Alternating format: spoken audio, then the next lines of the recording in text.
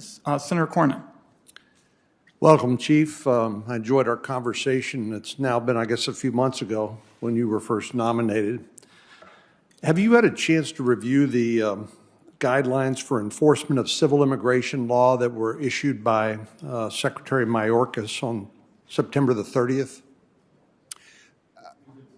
Senator, thank you for the question. And at this point, I'm still familiarizing myself with some of that information, but want to become very familiar with it if I'm able to move forward.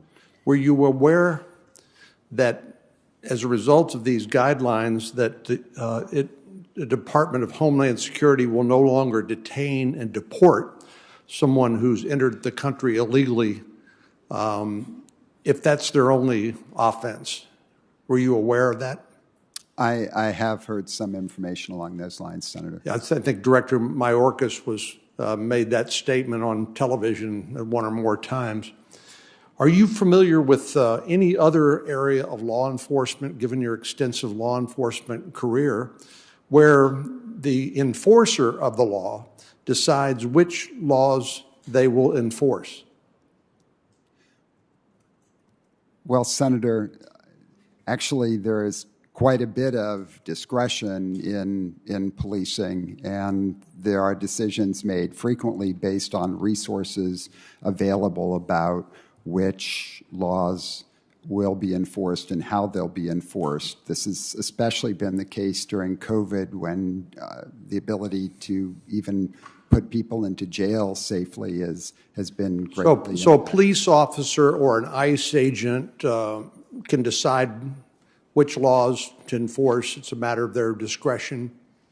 There are, Senator, there certainly are circumstances where police officers are trained and, in fact, encouraged to use their good discretion in the manner in which they enforce laws. Are you familiar with the concept of pull and push factors when it comes to illegal immigration? For example, the push factors of poverty, violence, just people wanting to come to the United States for a better life, but also the pull factors, which include a perception that there will be no consequences associated with illegal immigration.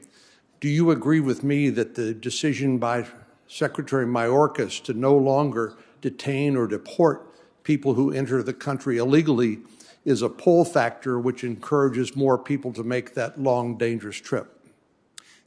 Senator, as I think we discussed, I think there are both strong push and pull factors out there. And I'm just asking about the pull factors now. Would you agree with me that a policy of non-enforcement is a pull factor which is encouraging more illegal immigration? Senator, thank you for the question. I think that there are many factors that contribute to this. Is that one of them? It is certainly one part of it, yes, sir. Okay, thank you. And are you familiar, you're a border state police officer and chief, and I know you know a lot about the border, although I will tell you, in my experience with Senator Sinema flying to Tucson, it's a much different situation in the Rio Grande Valley, for example. But one of the things that I think we share in common are the fact that the cartels have figured out how to overwhelm our border security, including our border patrol.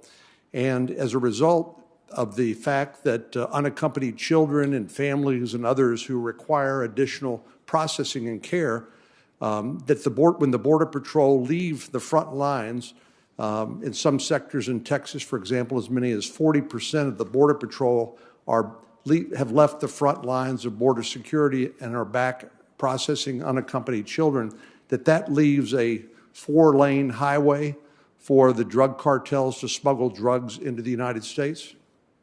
Senator, I agree. Even with the border not being homogenous, I think there's no question, and some areas more than others, such as the Rio Grande Valley, like you described, where we absolutely do need more Border Patrol agents out on the line doing what they were trained to do. And again, this is one of the reasons why I'm encouraged at having border processing coordinators come on board who can relieve some of those agents so they can get back to what should be their primary duties. It's sort of like the cartels are playing three-dimensional chess while we're playing checkers, because this is part of their business model.